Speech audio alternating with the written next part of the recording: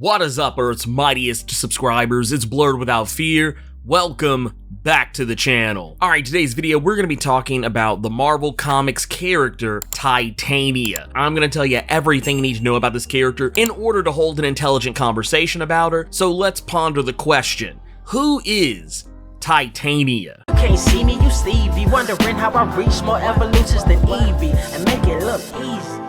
Titania, real name Mary McFerrin, first appeared in Marvel Superheroes Secret Wars number 3 in 1984 and was created by Jim Shooter and Mike Zeck. Titania debuted in Marvel Superheroes Secret Wars to very little fanfare, considering that the crossover event was largely just a ploy to sell some toys, and the event itself is more famous than anything else for being the debut of Spider-Man's black costume look that would later become the Venom symbiote, as well as the debut of the second Spider-Woman, Julia Carpenter, the Thing exiting from the Fantastic Four, and the reveal longtime Tony Stark confidant Rhodey was Iron Man the entire time. So it's not surprising that Titania's debut likely got lost in the shuffle to many, and the fact that she had zero origin story beyond being one of two women Dr. Doom found and used the technology in Galactus's crashed ship to enhance them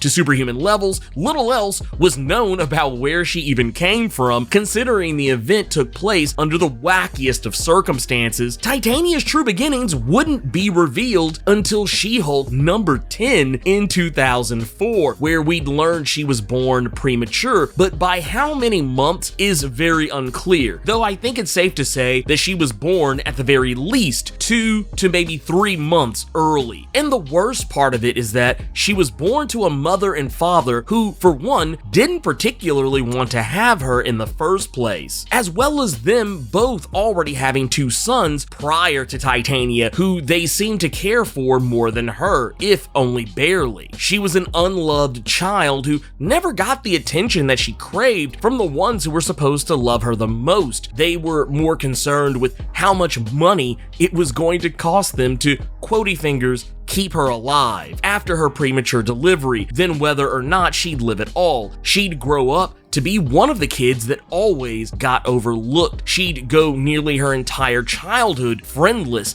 until high school, where she'd eventually meet her only true friend, Marsha Rosenberg, the high schooler who'd later be her partner in crime, Volcana. Marsha is gonna come up a lot in this video because a lot of Titania's origin involves her, but I do plan to do a separate video about Volcana at a later point, so make sure to stay tuned for that. Now, getting back to Titania, even having Marsha as a friend wasn't enough to fill the massive void in Mary's heart. She'd look to superheroes as her inspirations in everything, wanting to be just like many of Earth's mightiest heroes, who she'd later become bitter enemies with. She'd grow to admire characters like Spider-Woman Julia Carpenter, even impersonating her, claiming to her only friend Marsha that she was, in fact, Spider-Woman, which Marsha entirely believed, or at the very least went along with. But secrets are hard to keep when the people you tell them to have a big mouth, and Marsha has exactly that, telling someone else the secret that Mary had told her, and that person blabbing it to the entire school. The very people who used to bully Mary now suddenly had an interest in her, and she suddenly gained the popularity and attention that she always wanted. Unfortunately,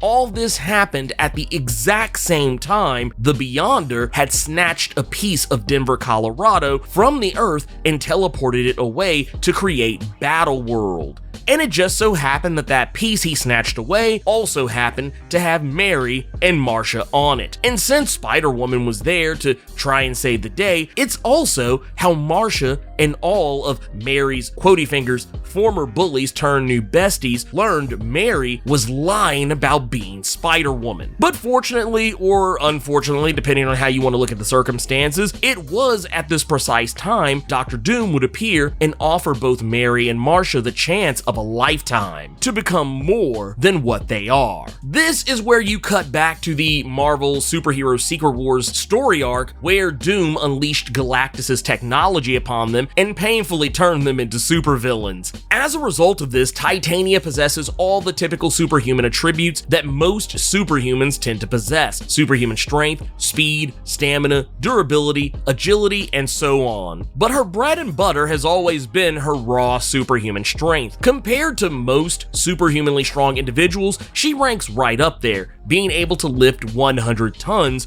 without struggle. Originally, she could only lift 85 tons, but thanks to her rivalry with SheHulk and her desire to become stronger than her, as SheHulk's strength increased over the years from a 75-ton limit to a 100-ton limit, so too did Titania's, mostly through pushing herself via vigorous weight training, but also through some other means I'll talk about here in a little bit. Her stamina and durability also stick out. Despite being superhuman overall, many of the same things SheHulk is immune to, Titania is as well. She's bulletproof even against high-caliber arsenal, she can withstand falls from extreme heights even at terminal velocity, and she can also withstand extreme temperatures as low as minus 120 degrees Celsius and as high as 1500 degrees Celsius. She can also withstand strikes from superhumanly strong attackers like SheHulk, The Thing, and even Thor, though oftentimes, and usually for comedic purposes, she's been knocked out with one-hitter quitters by them on various occasions. But when things get serious, Titania can scrap with the best of them, and while she may not always win, she gives as good as she gets, and the person on the wrong end of her punches knows they've been in a fight. Speaking of fights, Titania can overexert herself for long stretches of time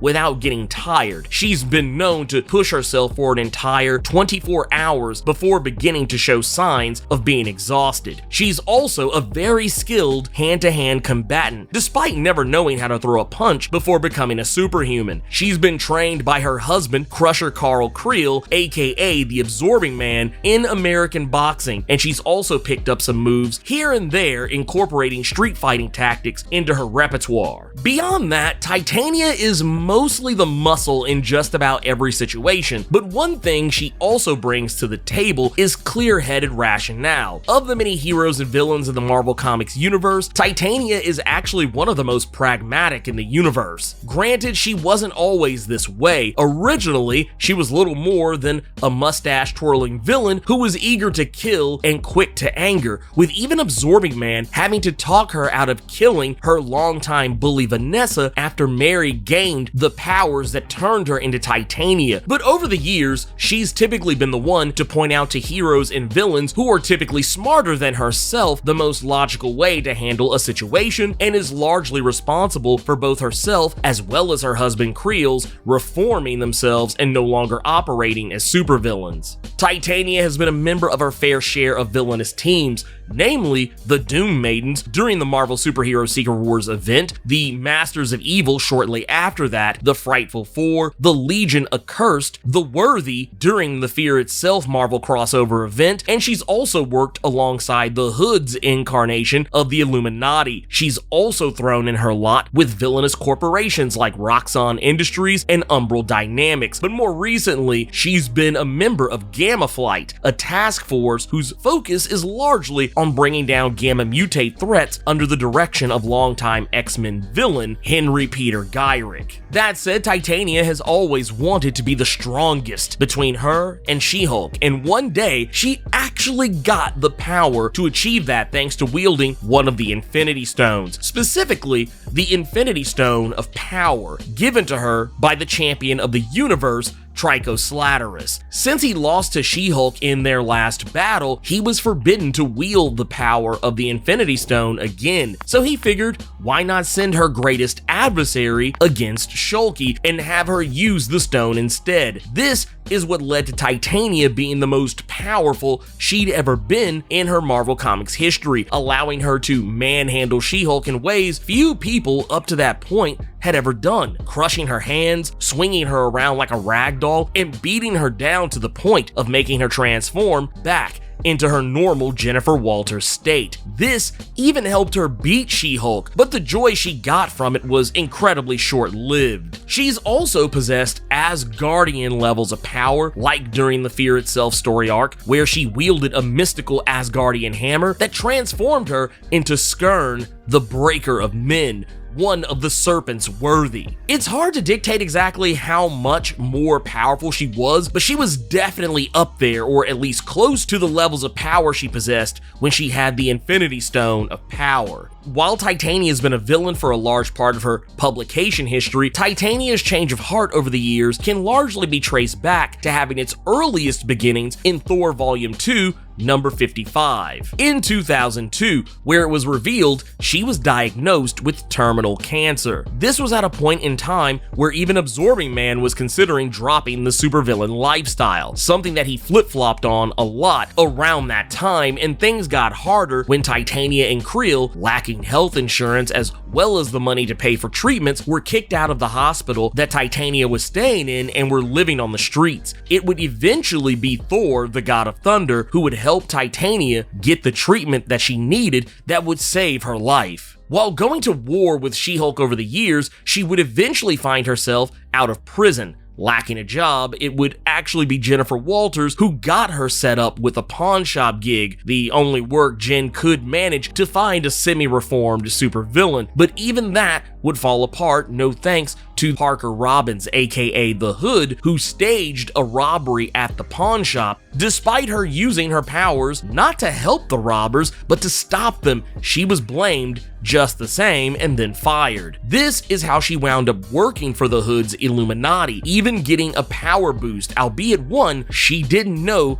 the Hood had done to her. And when she learned of it, she began to no longer trust the new kingpin of crime, even turning on him when he revealed his plan to go after the families of all the superheroes who had been thwarting their plans, something Titania felt was a bridge too far. This is a huge turning point for Titania because over the years, she's been revealed to have zero remorse for her foes, even at one point bloodthirstily demanding that her and Absorbing Man kill the Invisible Woman despite knowing that she had children. She'd eventually defeat the Hood herself, and for a while there, she seemed to just accept that no one would ever give her a fair chance to prove that she could change. It would ultimately be the death of the Absorbing Man sacrificing himself to save the Inhumans that solidified her transformation from villain to hero during Black Bolt number 9 and 12 in 2018. She would end up aligning herself with the Inhumans and fighting back against the Inhuman villains Jailer and Lash. After this, she would join Gamma Flight, the Alpha Flight offshoot program that I mentioned earlier, and while working with former Alpha Flight members Puck, Shaman, as well as her resurrected husband, the Absorbing Man, she'd eventually cement herself as a true hero by working against the government that was trying to frame Hulk as a bad guy, even helping Gamma Flight shut down a rogue gamma radiation experiment on innocent people in a small town. She'd also be a part of the same Gamma Flight team that helped Hulk fight back against the Avengers when they had wrongfully attacked him during the events of Al Ewing's Immortal Hulk, even helping him escape Earth's mightiest heroes so that he could face off with the real threat, the one below all. This was all despite her trying to help take the Hulk down in the beginning, but she realized over time that Hulk wasn't her enemy. And if you couldn't tell by now, Titania is known for her rivalry and interactions with She-Hulk. She's largely considered to be She-Hulk's primary antagonist, thanks to their first encounter in Marvel Superhero Secret Wars. They've battled each other many times since then, oftentimes with She-Hulk walking away the winner. In many of those instances, Titania has either been handily defeated or outright embarrassed. But what many may not know is that as of late, Titania and She-Hulk are no longer enemies. They're currently sparring partners as of Rainbow Rowell's She-Hulk number 1, even going as far as to starting a fight club together, having regularly scheduled sparring sessions with one another to let off steam, and even occasionally talking to each other about their personal life problems. This little sparring club has even grown with longtime Titania ally Volcana, as well as She-Hulk's favorite Fantastic Four OG, Ben Grimm, The Thing, signing on to be a part of it. Titania has made very few appearances outside of comics, but she has been spotted in video games like Iron Man and Exo Man of War in Heavy Metal that came out back in 1996, as well as the mobile game Marvel Future Fight. She's also appeared in animated TV shows like Hulk and the Agents of Smash, as well as Avengers Assembled, but she's most recently made her debut in the MCU in Marvel's She-Hulk Attorney at Law on Disney+, played by actress Jamila Jamil, who is largely known for appearing in comedy series like The Good Place, as well as movies like How to Build a Girl and her recent turn as Wonder Woman in DC League of Super Pets. This version of Titania varies wildly from her comic counterpart, as this version is not a white woman, but now a woman of Pakistani heritage, and seemingly less a supervillain and more a social media influencer and socialite, albeit one with a penchant for getting into trouble with the law. She seems to already possess superhuman abilities at the start of the show, and much like her comics counterpart, seems to be no match for She-Hulk, even losing to her in a fight that is comically as short as one of her first encounters with She-Hulk in the comics. That said, let's get into some recommended reading. I'm going to recommend that you check out Marvel Superheroes Secret Wars number 3 for her first appearance, and follow that up to Marvel Superheroes Secret Wars number 8. I'll also recommend you check out Thor Volume 2 number 26 and 27 to bear witness to how far Crusher Creel would go for Titania to try and help save her life as she battles cancer. I'll also recommend you check out She-Hulk Volume 1 number 10 through 12 to learn more about Titania's origins, and this is really the first time we actually learn anything about Titania beyond her just being a bad guy. This is also when she has what is very likely her best showing against She-Hulk. I'll also recommend you check out She-Hulk Volume 3 number 11, which is yet another time where Titania actually gives She-Hulk the business. I highly recommend you check out Illuminati number 1 through 7, which focuses pretty heavily on Titania as a character, as we see her trying to make an actual concerted attempt to get away from the supervillain lifestyle, only to get thrown into it even more than ever. I'll also recommend you check out Black Bolt number 9 through 12, which is where we actually see Titania finally take on a more superhero role in the Marvel Comics universe. And then we'll also jump over to Gamma Flight number 1 through 5, which focuses on Titania and her husband Absorbing Man's first real true outing as superheroes in their own superhero team comic. And while this one isn't necessarily the most Titania focused thing, I thought it was actually a really interesting story that shows a lot of growth in Titania and gives you a really strong idea at the type of lines that she's not willing to cross in Marvel Voices Pride number 1. Not the entire comic as a whole, but there is a story somewhere in the middle of it called Totally Invulnerable, where Titania runs into She-Hulk at a Comic-Con and tries to throw hands with her in public, only to realize that the She-Hulk she's trying to fight is actually a trans cosplayer. And this ends up leading into a really interesting conversation between this cosplayer and Titania that is probably some of the best character growth you'll ever see in Titania in a single issue of a comic. That said, Titania is a character I have always loved. I just always thought she was a cool character, but she just never really ever seemed to get a fair shake at being anything more than a mustache twirling villain, or in this case, a hair twirling villain. But I always thought, yeah, there's so much more you could be doing with this character, and Marvel just never did it until you started getting into some of the more recent series, like when you get to She-Hulk Volume 1 number 10, and then later on down the road, we started seeing more storytelling with Titania, and eventually we did finally